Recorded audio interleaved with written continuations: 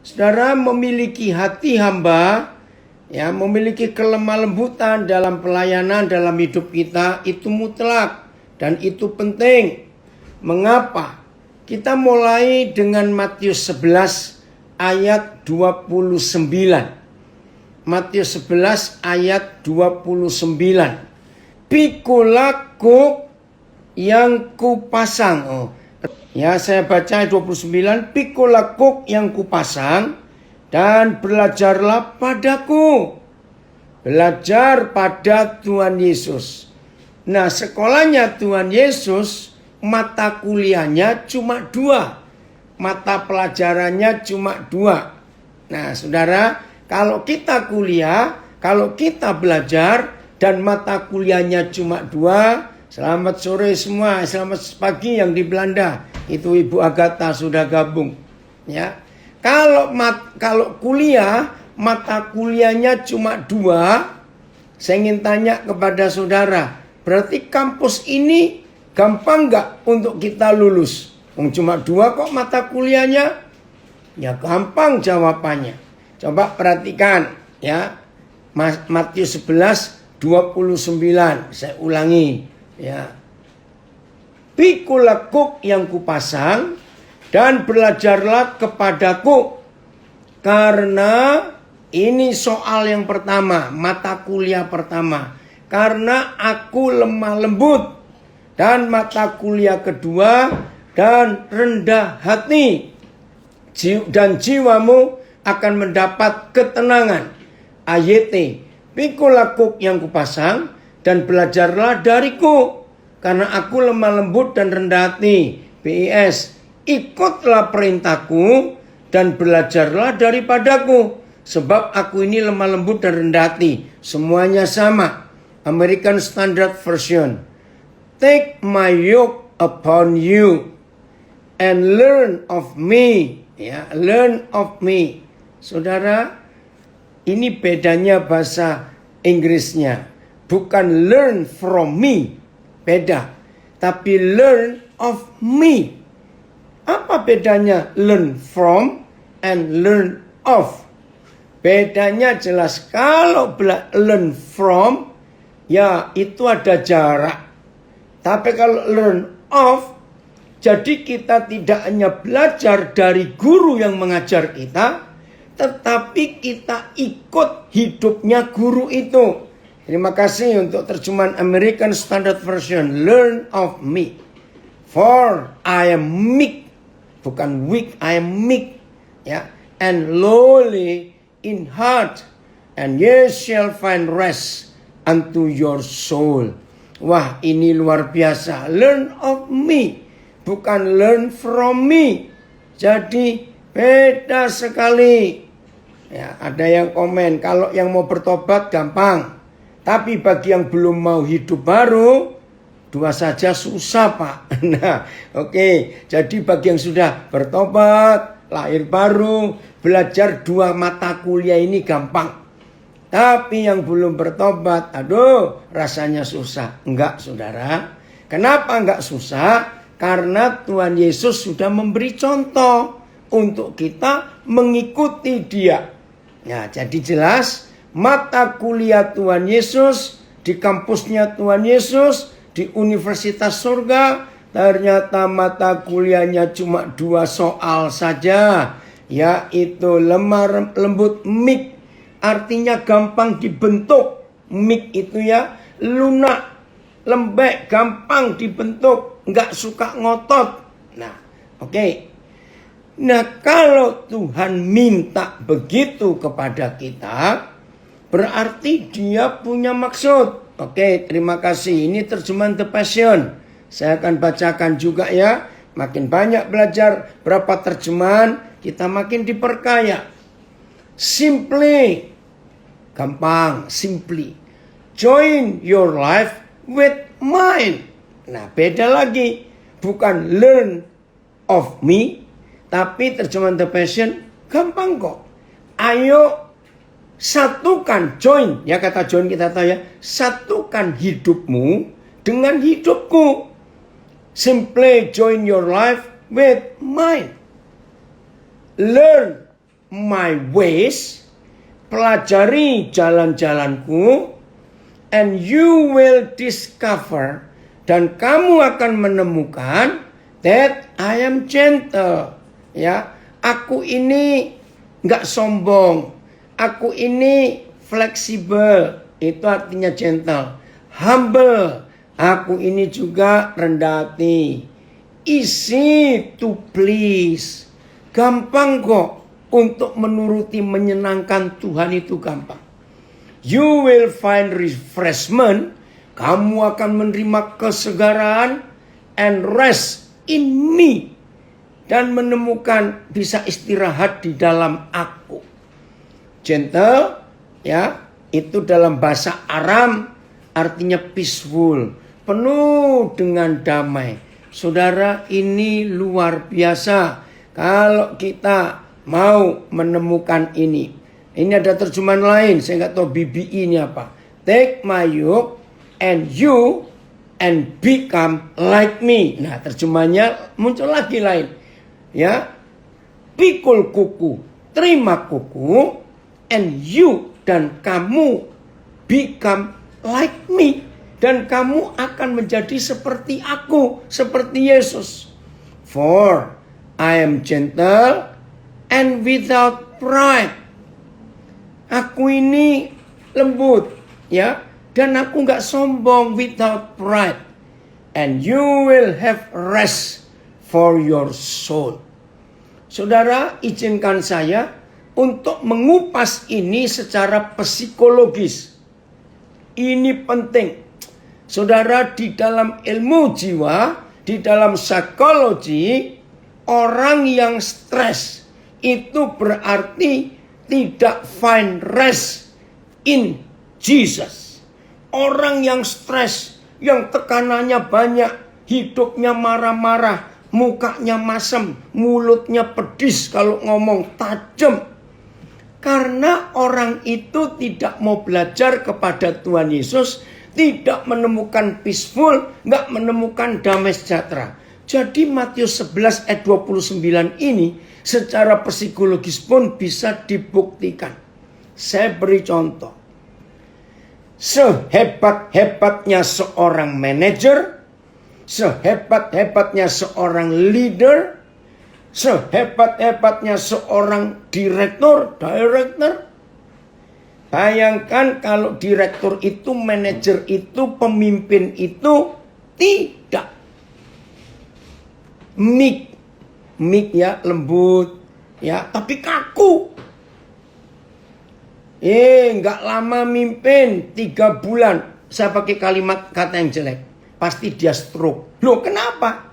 Sebab mimpin 5 orang berarti ada 5 karakter, ada 5 pikiran, ada 5 kemauan, ada 5 emosi, 5 perasaan.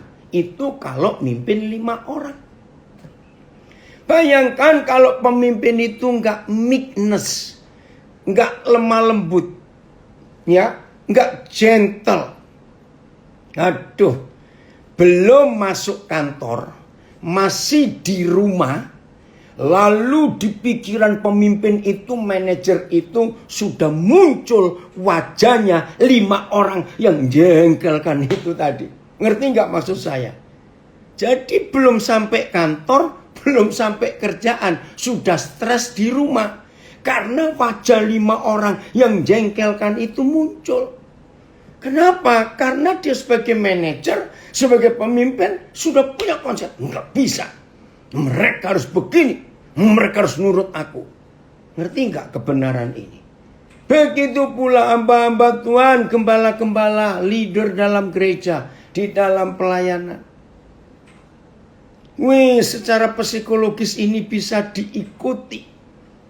Jadi pemimpin, manajer, gembala, hamba Tuhan, ya, direktur yang mau belajar dari Tuhan Yesus hanya dengan 2 mata pelajaran ini saja, meekness and humble, lembut, nggak kaku, nggak keras.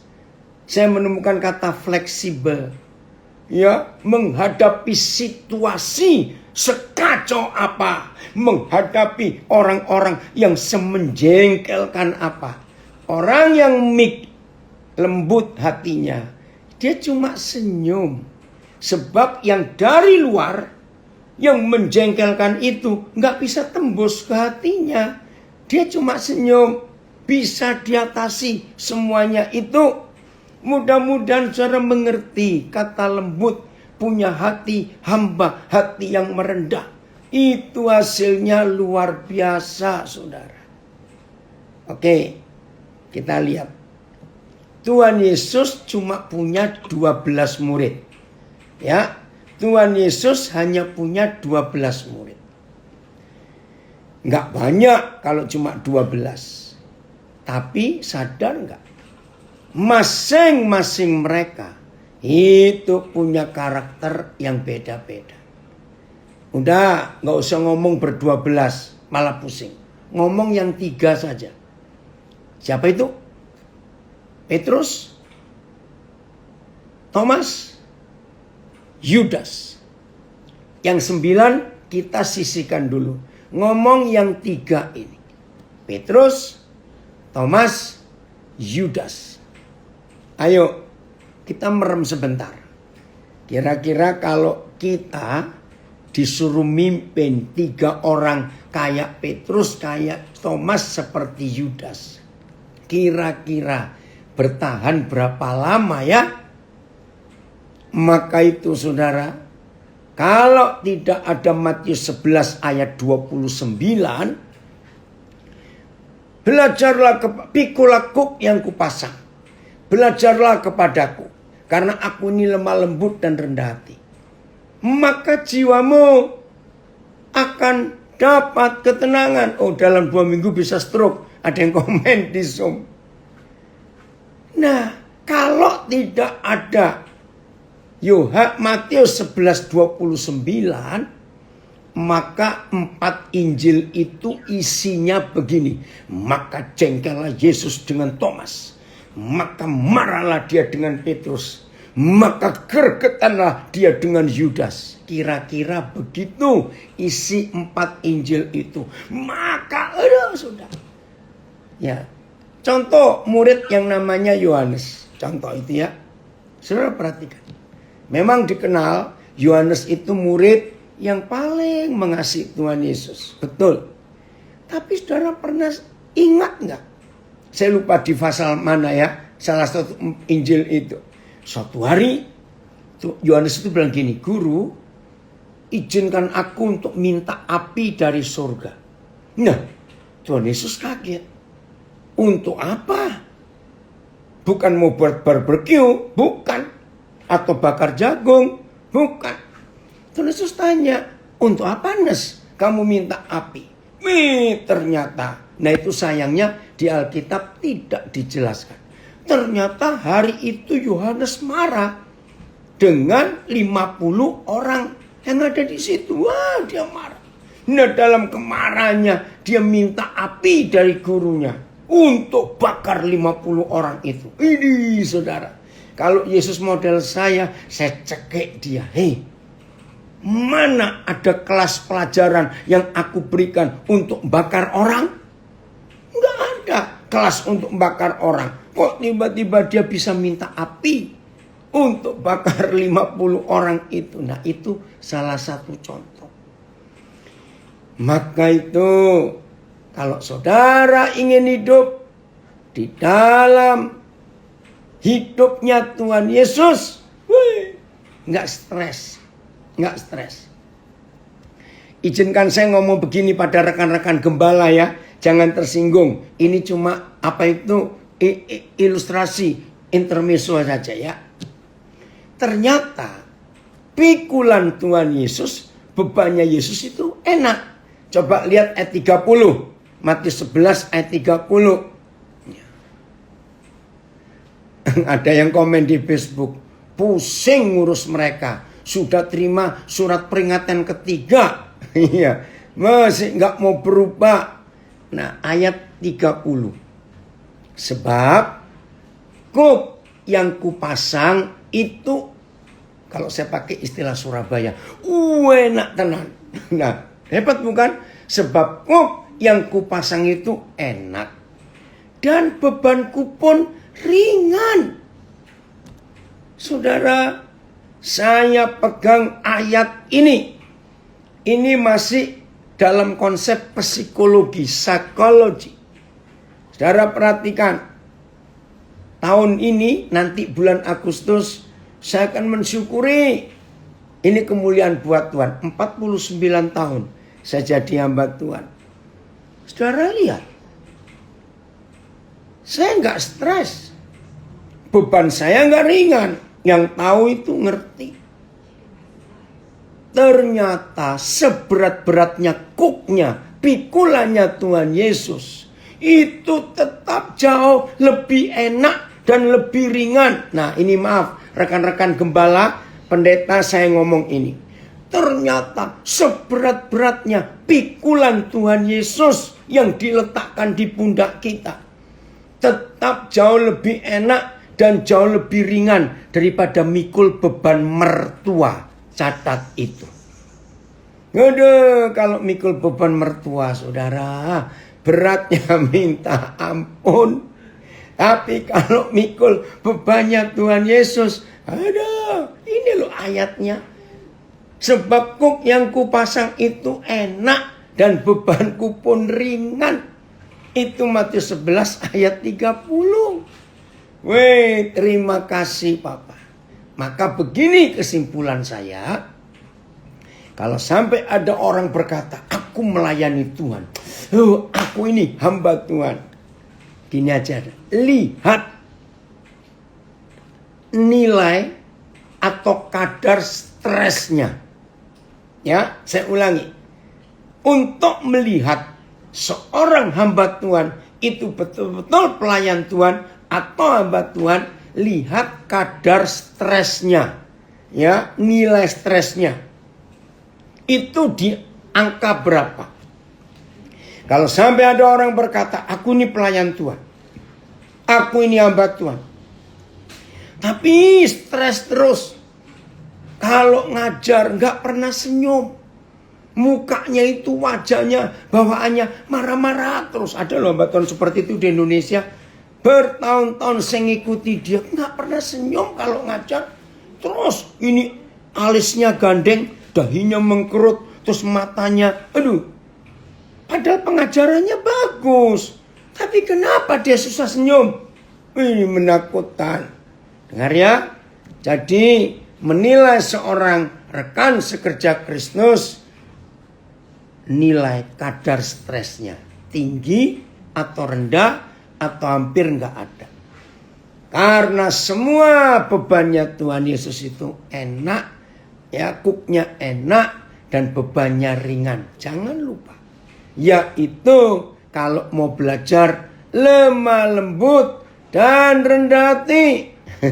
Ini dari Medan ada yang komen. Apalagi kalau dapat beban dari pemimpin yang tidak tahu panggilan Tuhan. Ya udah, kalau ketemu pemimpin rohani nggak tahu panggilan Tuhan, suruh buka warung bakso saja. Lebih enak, maaf, daripada buat stres semua tim pelayanannya. Serius.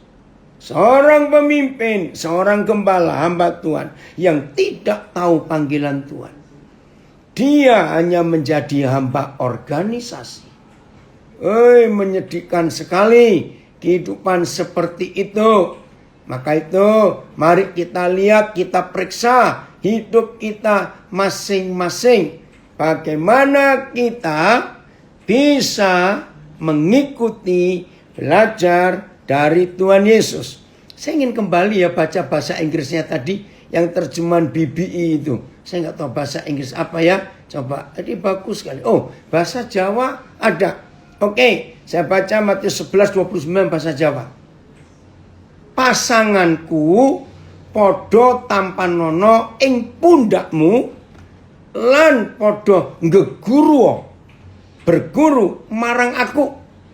Awet aku iki alus lembah ing budi, temahan kowe bakal podo ora ayeming nyawamu. podo oleh ayeming nyawamu. Ayem artinya damai, nyawa itu jiwa. Wah, terima kasih. Yang BBI tadi ya, ayat 29. Ini loh. Take my yoke and you, take my yoke on you and become like me. Terima kasih Tuhan Yesus, Engkau mengajak kami untuk menjadi seperti dirimu. For I am gentle, karena aku ini lembut, and without pride, aku gak sombong. And you will have rest for your souls. Terima kasih. Nah, jadi para pemimpin, direktur, manajer, pokoknya saudara yang punya anak buah, gembala, nggak boleh membuat anak buahmu stres.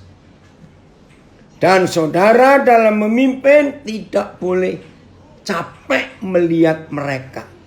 Maka itu ayat 29 ini bagus sekali di dalam hidup kita untuk kita menjadi meneladani seperti Tuhan Yesus. Terima kasih untuk itu.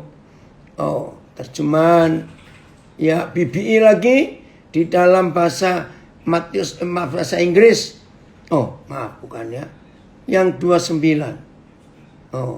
Yang 30 ada ya.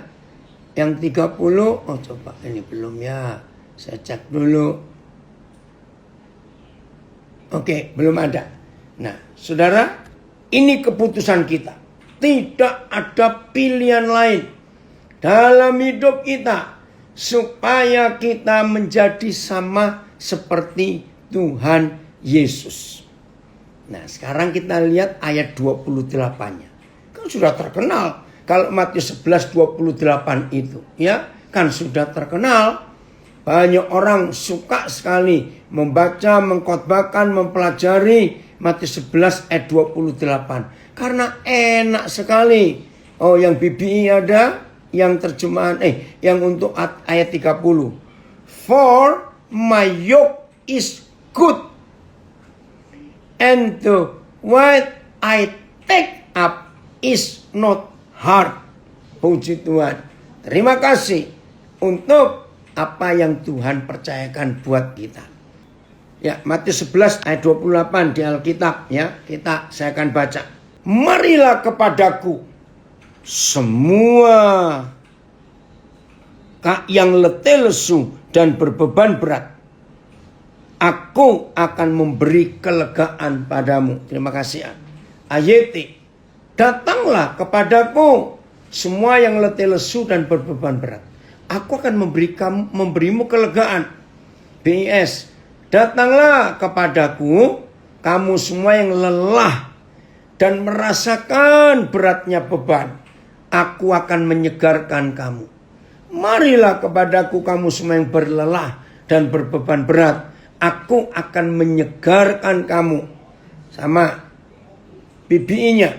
Come to me, all you who are troubled, yang punya masalah, punya trouble, and weighed down with care, dan rasanya berat sampai ketindis, and I will give you rest. Oke, ini terjemahan The Passion. Saya akan baca.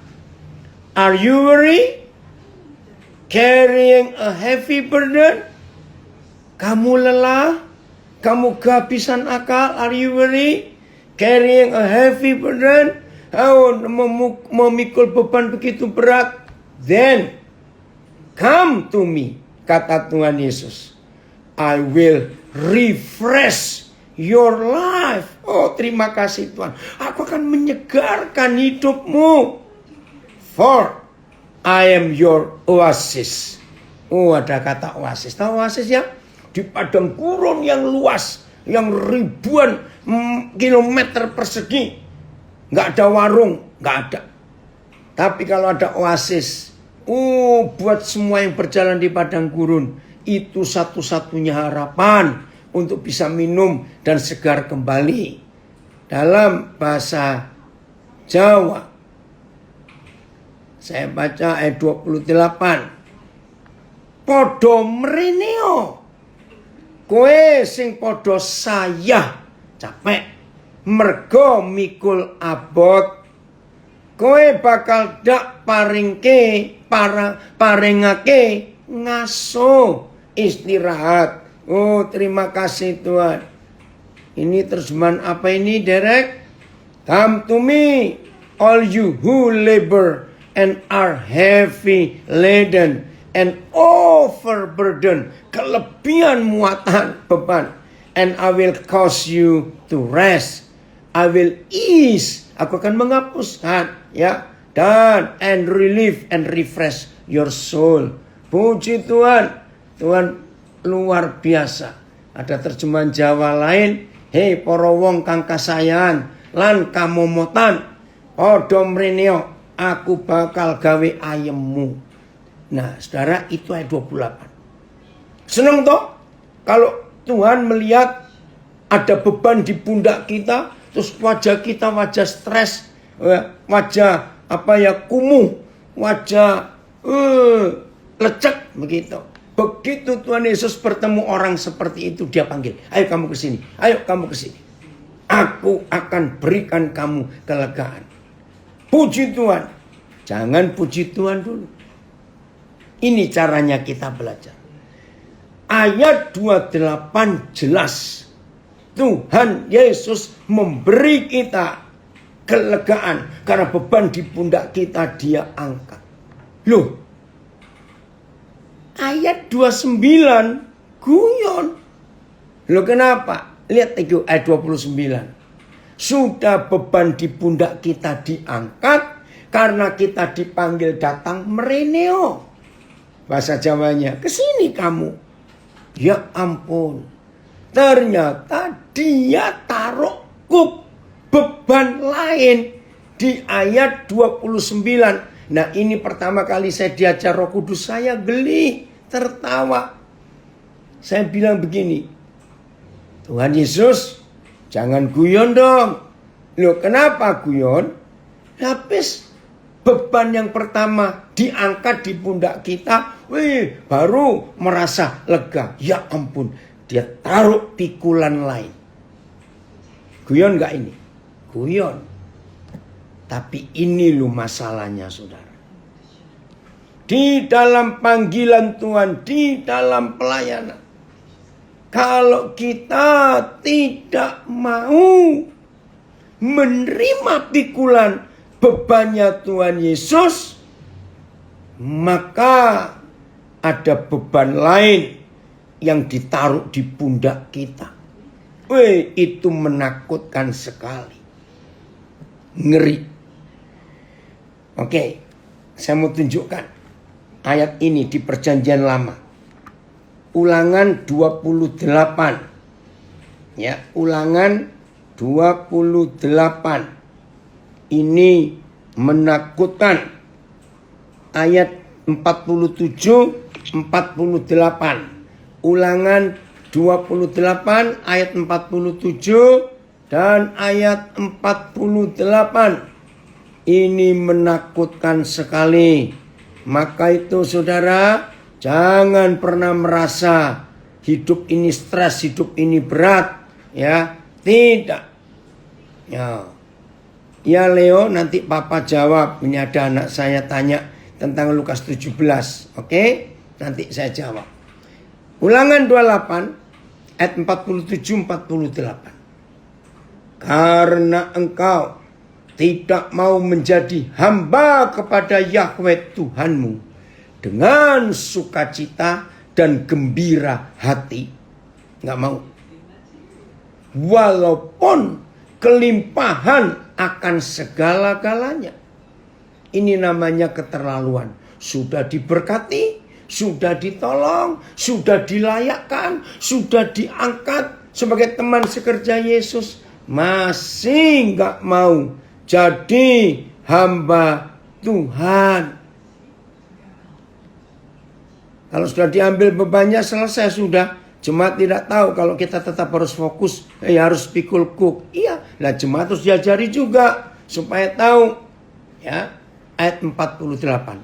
Bagi yang nggak mau ya, yang nggak mau terima pikulan Tuhan Yesus, yang gak mau terima bebannya Tuhan Yesus, lihat ayat 48, Ulangan 28, menakutkan. Maka dengan menanggung lapar dan haus, dengan telanjang dan kekurangan akan segala-galanya. Woi, tadinya diberkati, tadinya kelimpahan, sekarang tidak. Ya, engkau akan menjadi hamba kepada musuh yang akan disuruh Yahweh melawan engkau. Lihat firman berikut, belum selesai. Lihat firman berikut menakutkan. Saudara, maka itu hati-hati dalam hidup kita. Musuh itu akan membebankan kuk besi ke atas tengkukmu sampai engkau dipunakannya. Aduh Tuhan, ampuni kami.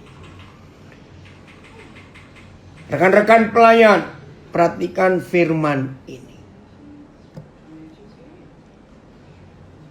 Kalau kita tidak mau dengan sukacita, dengan gembira hati, dengan pengucapan syukur, menjadi hamba Yahweh Tuhan kita, padahal kita sudah diberkati berlimpah-limpah, maka ayat 48 Ulangan 28 terjadi. Setan ketika melihat pundak saudara kosong, karena beban hidup yang pertama ayat 28 Matius 11 sudah diangkat. Begitu setan melihat pundak ini kosong, langsung orang itu ditangkap. Dikasih beban besi, kuk besi. Menakutkan sekali. Ya, kayu kuk itu, kuk itu kayu. Nggak ada, ya, sapi, lembu, atau kerbau yang narik kuk, atau kuda yang mikul beban di tengkuknya, lehernya itu dari besi, nggak mungkin. Kayu umumnya. Tapi yang tidak mau pikul bebannya Tuhan Yesus, setan memberi kuk besi ke tengkuk orang itu. Nah, ini cuma pertanyaan saja. Jadi ya kita lebih baik milih yang kuk kayu dong daripada kuk besi. Iya, kuk besi itu berat sekali. Maka itu kita harus ikut kebenaran ini. Baik, saya akan jawab pertanyaan ini. Mau tanya tentang Lukas 17 ayat 8 dan 9. Bagaimana pendapat Papa tentang ayat ini dihubungkan dengan pendeta, kepelayanan atau pekerja gereja? Maaf, gembala seperti itu jahat di mata Tuhan. Saudara dengar, lo kok jahat? Karena gembala-gembala, pendeta-pendeta seperti yang ditanyakan ini, dia bukan hamba Tuhan tapi bos. Jadi dianya memerintah pekerjanya. Ya, memerintah pelayan di gereja. Kerja ini, kerja itu, kerja ini. Tapi pendetanya jalan-jalan terus, shopping terus. Jahat. Nah, ini banyak hamba Tuhan yang sadis menggunakan ayat yang salah. Lukas 17 ayat 8 dan 9. Bukankah atau saya mau baca ayat 7 ya supaya jelas. Siapa di antara kamu yang mempunyai seorang hamba yang membajak atau mengembalakan ternak baginya akan berkata kepada hamba itu setelah ia pulang dari ladang, mari segera makan. Gak mungkin. Bukankah sebaliknya, si tuan bos itu akan berkata kepada hamba itu, sediakanlah makananku, ikatlah pinggangmu, dan layanilah aku sampai selesai aku makan dan minum. Dan sesudah itu engkau boleh makan dan minum. Adakah si tuan berterima kasih kepada hamba itu? Karena hamba itu telah melakukan apa yang ditugaskan kepadanya. Tuhan Yesus didik pendeta yang kurang ajar ini. Menekan pekerja gereja. Menekan pelayan di gereja. Untuk ngerjakan ini, ngerjakan itu. Tapi dia santai-santai. Dia pesta terus. Jahat. Tolong Leo sampaikan kepada pendetamu itu. bahwa Lukas 17 ayat 89 itu juga untuk dia. Kalau dia menyebut diri hamba Tuhan, maka dia pun harus menghidupi Lukas 17 ayat 8 dan 9. Dan dia tidak boleh menggunakan dua ayat itu untuk tim di gereja, untuk pelayan jahat itu. Maka itu banyak orang berkata, saya hamba Tuhan, saya hamba Tuhan. Tapi kelakuannya bos. Bertobat, saudara. Tuhan tidak mau berbuat melihat kita seperti itu. Kita harus, maaf ini kesaksian, saudara boleh tanya banyak orang. Saya kalau diundang pelayanan, tiba-tiba ada perubahan, letak meja, letak kursi. Saya nggak duduk santai, saya ikut bantu mereka. Untuk sama-sama bereskan tempat itu. Maka itu banyak orang berkata aku hamba Tuhan, tapi kelakuannya bos. Nah, terima kasih. Ada pertanyaan seperti ini. Karena saya tahu sendiri, tidak sedikit hamba-hamba Tuhan yang berstatus hamba tapi kelakuannya bos. Suka perintah-perintah pengerja-pengerja di gerejanya, pelayan-pelayan. Aduh, ngeri sekali. Apalagi pakai Lukas 17 ayat 8 dan 9. Padahal itu untuk dia sendiri. Puji Tuhan Yos. Ya. Jelas ya saudara. Jadi kita tidak boleh menggunakan ayat seenaknya. Apalagi ada bos-bos tertentu yang katanya hamba Tuhan menggunakan ayat yang dipakai oleh Daud. Jangan mengusik orang yang diurapi. Wih, rasanya saudara, hamba Tuhan itu sudah hebat. Dan pengerjanya takut semua kepada dia. Salah. Bukan begitu. Ada yang tanya dari Parigi. Nah, kalau akhirnya jemaatnya pindah, salah tidak Pak? Tidak. Justru kalau orang jemaat itu nggak pindah, mereka yang salah. Karena dipimpin oleh seorang diktator. Tuhan Yesus saja nggak begitu. Maka itu kembali ke Matius 11 ayat 29. Belajarlah kepadaku. Learn of me. Terima kasih Tuhan Yesus. Teladani yang Tuhan Yesus sudah lakukan. Oke, 1 Petrus 2:21. Mari kita menggunakan ayat ini untuk hidup kita. 1 Petrus 2 ayat 21. Terima kasih Bapak untuk menunjukkan kebenaran-kebenaran ini supaya kami semua yang menyebut diri hamba Tuhan, kelakuan kami, sikap kami, karakter kami seperti Tuhan Yesus. Ada gereja mengajarkan begini. Jemaat, karena gembalamu itu seorang gembala, maka kalian harus melayani gembala. Salah. Enggak begitu. Artinya sama-sama melayani. Maka itu kalau ada gembala-gembala, pendeta-pendeta, minta dihormati. Apa-apa minta didahulukan, tidak. Saya bersaksi dan banyak orang tahu. Contoh, dalam acara-acara lalu ada acara makan. Nah, karena saya sering nggak bisa langsung ke meja makan karena masih ngomong ini ketemu orang itu.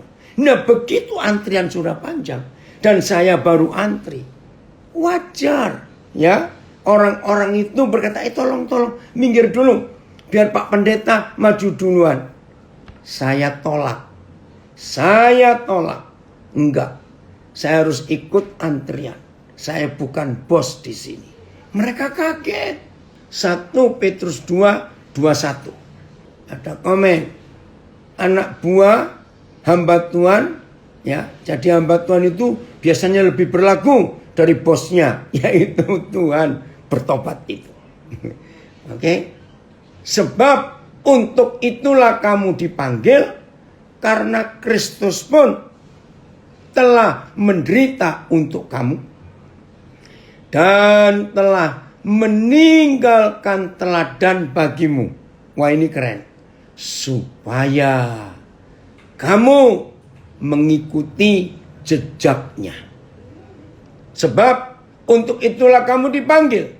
Karena Kristus juga telah menderita bagi kamu dan meninggalkan teladan bagimu, supaya kamu mengikuti jejaknya.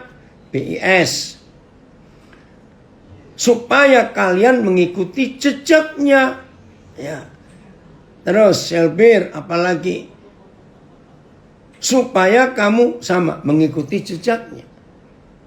Ini yang luar biasa. Ada yang bertanya, nuwun sewu, itu artinya permisi. Kalau kita lihat ya, kalau kita lihat hal yang salah atau kurang baik dengan seorang hamba Tuhan, kita punya kewajiban untuk mengingatkan kah? Iya.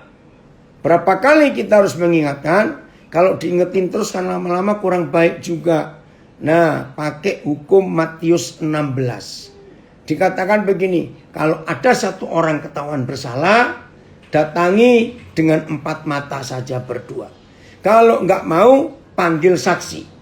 Kalau tidak mau, serahkan kepada jemaat. Nah, pakai cara itu. Apalagi hamba Tuhan. Tolong ya rekan-rekan, kita enggak boleh kebal kritik. Kita enggak boleh kebal untuk terima nasihat orang. Karena kita ini juga manusia, bisa salah. Jadi, ya udah 2-3 kali diperingati nggak mau berubah, ya sudah. Risiko ditanggung orang itu. Kalau kita yang sudah memperingati, nggak apa-apa. Oke, terjemahan BBI. This is God's purpose for you.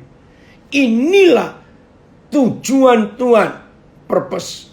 Because Jesus himself underwent punishment for you. Sebab Yesus sendiri menyerahkan hidupnya untuk dihukum, dipanis, ya. Giving you an example, memberikan kamu contoh, so that you might go in his footsteps, supaya engkau ada di bekas langkah kakinya. Terima kasih Mike, ini terjemahan VMD. Untuk melakukan itulah kamu dipanggil. Kristus telah meninggalkan teladan bagimu untuk diikuti. Kamu harus melakukan sama seperti yang dilakukannya. Kamu harus sabar bila kamu menderita. Sebab Kristus telah menderita untuk kamu. Oh, sudah habis itu, Mike. Ya udah. Jadi kita harus ngikuti. Ini luar biasa Tuhan. Engkau memberikan contoh, memberikan teladan bagi kami semua. Jadi hamba-hamba Tuhan, sudahlah kalau statusmu hamba, disebut hamba, ya berkelakuan seperti hamba lah. Jangan berstatus hamba, tapi minta dihormati, minta dilayani, minta didahulukan. Stop itu semuanya. Tuhan Yesus itu jadi teladan kita. 2 Timotius 3 ayat 10. Mari rekan-rekan pelayan, kita punya hati yang seperti ini. 2 Timotius 3 ayat 10. Terima kasih Bapak. Nah, semua kita harus berani berkata seperti ini. 2 Timotius 3 ayat 10. Tetapi engkau. Nah, ini memang surat Paulus kepada Timotius. Tapi sekarang surat atau kalimat ini pun harus jadi perkataan kita kepada saudara-saudara yang Tuhan percayakan kepada kita untuk kita bimbing, kita mentor, kita gembalakan. Saya ulangi, setelah kita membaca 2 Timotius 3:10, maka saudara dan saya yang menyebut diri pelayan, maka kita pun harus berani berkata seperti ini kepada orang-orang yang Tuhan percayakan kepada kita untuk kita layani. Tetapi engkau telah, bukan akan, telah mengikuti ajaranku, cara hidupku. Pelan-pelan saya lupa ngitung. Tetapi engkau telah 1. mengikuti ajaranku, 2. cara hidupku, 3. pendirianku, 4. imanku, 5. kesabaranku, 6. kasihku, 7. ketekunanku. Saya baca bahasa Inggrisnya BBI. But you took as your example my 1. teaching, 2. behavior, 3. purpose, 4. iman, faith, 5. my long waiting, kesabaran, 6. my love, 7. my quiet undergoing of trouble. Jadi ketekunan ditulis dalam bahasa Inggris, ketenanganku ketika aku menghadapi banyak trouble, banyak masalah dalam hidup ini. Terima kasih ya. Dari Makassar, bangga dengan status hamba, tapi kelakuan bos itulah kelakuan sebagian besar pendeta-pendeta harus bertobat. Terjemahan VMD, versi membaca dengan mudah. Engkau tahu semua tentang aku yang kuajarkan. 1. cara hidupku, 2. tujuan hidupku, 3. imanku, 4. kesabaranku, 5. kasihku, 6. Engkau tahu bahwa aku tidak pernah berhenti berusaha. Terima kasih Tuhan untuk itu. Terjemahan apa ini? ACV, saya nggak tahu. But thou have closely followed my. Engkau telah dekat kenal aku, mengikuti doktrin, conduct, purpose, faith, long suffering, love, perseverance. Puji Tuhan untuk semua yang Tuhan percayakan kepada kita. Nah, hamba-hamba Tuhan, inilah pelayan-pelayan Tuhan, inilah yang dunia nantikan. Nah, hamba-hamba Tuhan, saya pakai istilah Jawa, mbok yao. Nah, itu istilah Jawa. Bahasa Indonesianya apa ya? Mbok yao. Cobalah niru beberapa pemimpin di Indonesia ini yang punya hati hamba.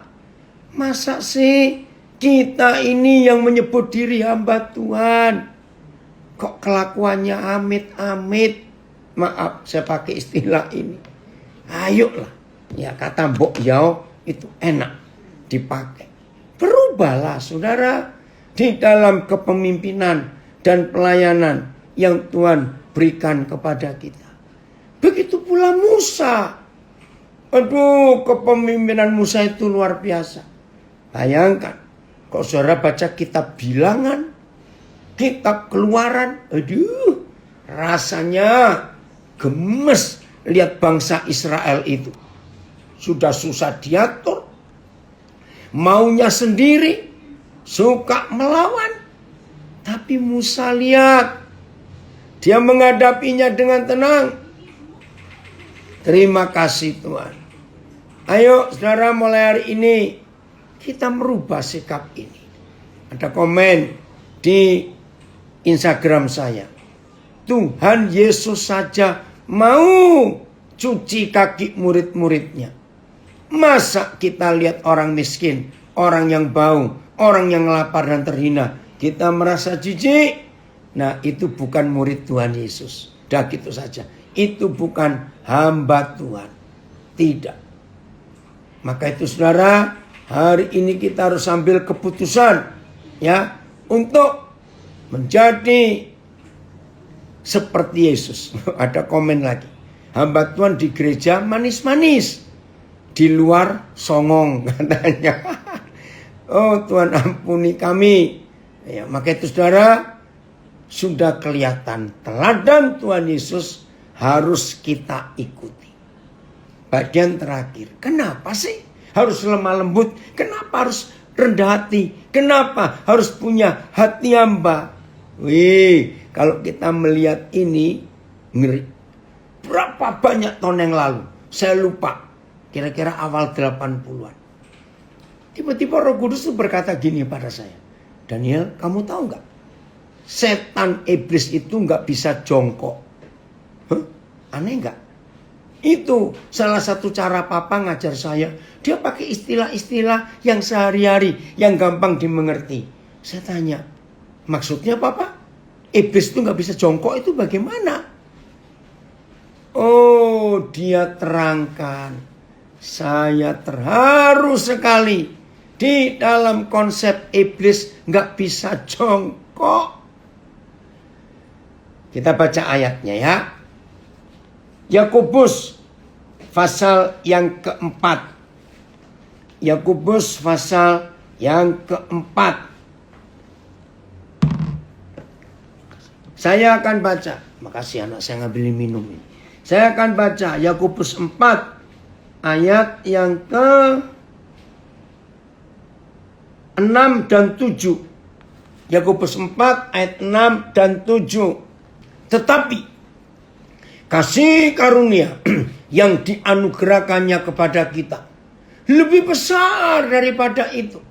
Karena itu Papa katakan Tuhan menentang orang yang congkak, tetapi mengasihani orang yang rendah hati. Nah, ini tema kita hari ini. Maka itu kalau kita rendah hati, pasti disayang Tuhan dan dikasih Tuhan. Tapi kalau jongkak, sombong, menyebut diri hamba, kelakuannya bos, dicintai setan. Dah gitu saja, maaf. Ayat 7. Karena itu, tunduklah kepada Tuhan dan lawanlah iblis. Maka ia akan lari daripadamu. Wih, jadi mengelawan iblis itu ternyata nggak perlu kita bentak. Setan, dalam nama Yesus, pergi kamu. Enggak. Begitu setan tahu kita itu rendah hati, maka setan otomatis pergi dari kita. Nah, ini yang Roh Kudus katakan, ajarkan saya tahun 80-an yang lalu, iblis itu nggak bisa jongkok. Kalau bahasa Jawa, setan ora iso ndodok, itu bahasa Jawanya. Nah, kenapa? Karena setan itu sombong, maunya ditinggi terus. Nah, saudara, ini ilustrasinya. Kalau kita ingin ngambil sesuatu yang sudah jatuh ke lantai, nggak mungkin dong setinggi-tingginya orang jangkung, masa dia tetap berdiri cuma bungkuk ambil, nggak bisa. Kalau ambil sesuatu yang sudah jatuh ke lantai, ya kita harus jongkok supaya bisa ngambil. Nah, ini kebenaran, setan nggak bisa jongkok. Jadi kalau ada setan melihat kita ini rendah hati, setan nggak bisa jangkau.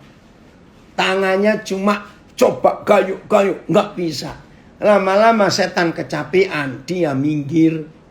Maka itu ingat, setan nggak bisa jongkok. Rendahkan hati kita, rendahkan hidup kita. Bahasa Jawa tahun 06 ini tahu ya. Mulane podo tumungkulo ing ngarsane Gusti. Ya, rendahkan dirimu, tumungkul, tunduk. Sarto iblis tanggula ngono ya. Jadi terusir. Temahan bakal, wah ini seru. Temahan bakal lumayu, lari. Enggak cuma minggir, soko ngarepmu. Aduh, terima kasih. Oh, di Facebook ada komen. Oh, setan kakinya nggak ada dengkule ya. Ini bagus, kamu itu ada CC komenmu, nggak ada lututnya, maka itu nggak bisa jongkok. Amplified, so be subject to God. tundukkan dirimu. Resist the devil. Lawan iblis. Stand firm against him. Tetap berdiri kokoh melawan dia. And he will flee from you. Terima kasih Tuhan. Saudara, itu sebabnya setan tidak bisa menjangkau, setan tidak bisa memegang, merampas Tuhan Yesus dalam kematiannya. Nggak bisa. Ya. Terima kasih Tuhan untuk itu. Tuh, Pak Tapenson Pardede nuliskan ayat ini juga. Puji Tuhan. Untuk itu terjemahan apa ini ya? TSI. Saya baca ya. Kembali ke 2 Timotius 3. Tetapi anakku, kamu sudah mengikuti ajaran dan teladan saya. Tujuan hidup saya sudah menjadi tujuan hidupmu. Kamu dan saya sudah mempunyai keyakinan dan kesabaran yang sama. Oh, bagus ini terjemahan TSI. Dan cara kita mengasihi sesama dan bertahan dalam kesusahan juga sama.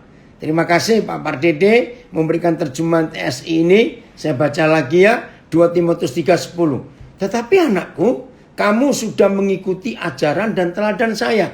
Nah, tolong ya, para hamba Tuhan, gembala sidang, pemimpin, mentor, hamba-hamba Tuhan, lihat terjemahan ini. Tetapi anakku, kamu sudah mengikuti ajaran dan teladan saya. Tujuan hidup saya sudah menjadi tujuan hidupmu. Kamu dan saya sudah mempunyai keyakinan dan kesabaran yang sama. Oh, puji Tuhan. Cara kita mengasihi sesama dan bertahan dalam kesusahan juga sama. Ini seorang pemimpin, seorang gembala yang berhasil. Karena yang dipimpin sudah mengikuti semua cara hidupnya. Terima kasih Tuhan. Ntar ada yang tanya. Kalau kita rendah hati sering dimanfaatkan orang. Karena kebaikan kita. Terus kita harus bagaimana? Apalagi kita gak tegaan. Kalau ada orang yang minta tolong. Nah, ini bukan rendah hati. Maaf. Tuhan Yesus rendah hati. Tapi dia tegas. Jadi kalau tahu ada yang memanfaatkan. Ya kita harus tegas dong. Kita gak bisa membiarkan orang malas. Menjadi benalu di hidup kita. Gak bisa. Nah, kata gak tegaan. Harus kita cek, kita periksa. Siapa yang kita harus tolong dan siapa yang kita harus didik. Ada yang komen lagi. Tuhan Yesus adalah teladan pemimpin yang melayani. Terima kasih. Saya Dasuki dari Solo.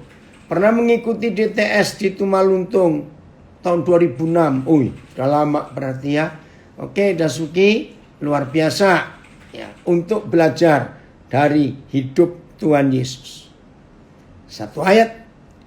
Dua ayat yang terakhir. Filipi 2. Begitu rendah hatinya Tuhan Yesus. Saya pakai istilah sampai dia minus.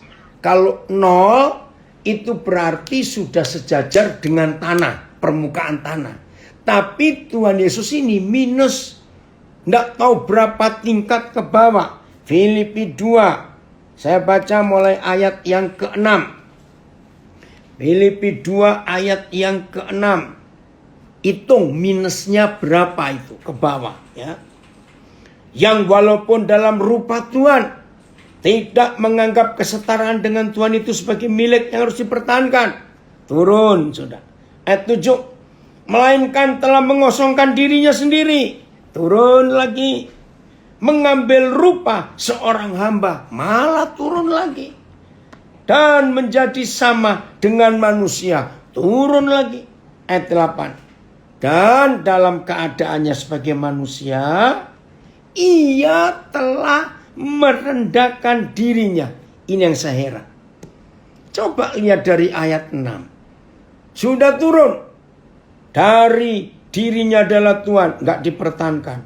Turun lagi. ya kesetaraannya nggak perlu, ya sebagai milik harus dipertahankan, tidak. Turun lagi menjadi nol, mengosongkan dirinya, sudah kosong loh. Tapi masih turun lagi, maka itu minusnya di sini, ya merendahkan, mengosongkan dirinya dan mengambil rupa seorang hamba. Aduh, turun lagi.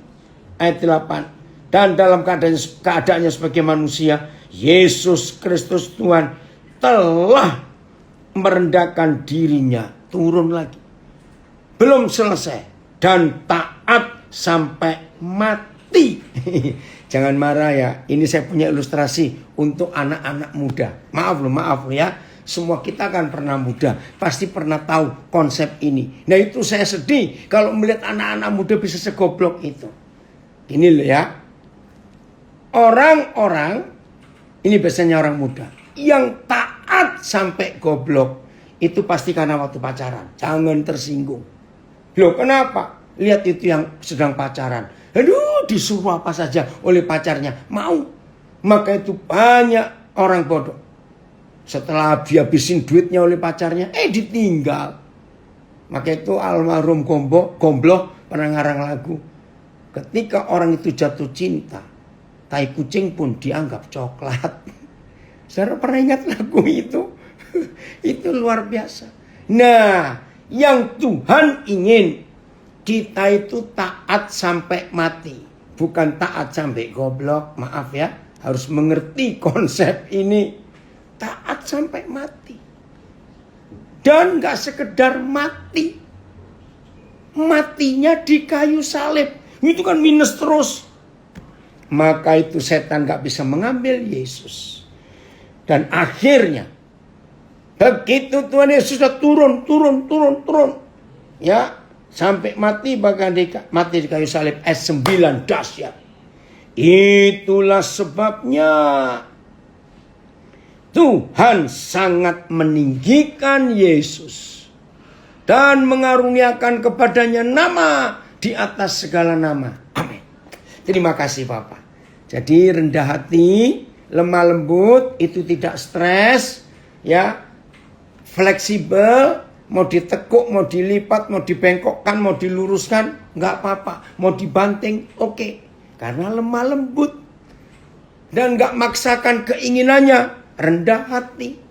Maka pelayanan kita, hidup kita jadi berkat yang luar biasa. Tuhan Yesus memberkati kita semua. Kiranya pelajaran hari ini membuat dunia berubah. Dan orang-orang di sekitar kita akan lihat kemuliaan Tuhan. Shalom. Sampai ketemu saudara di Makassar. Saya kembalikan kepada Pak Gembala, Pak Riki.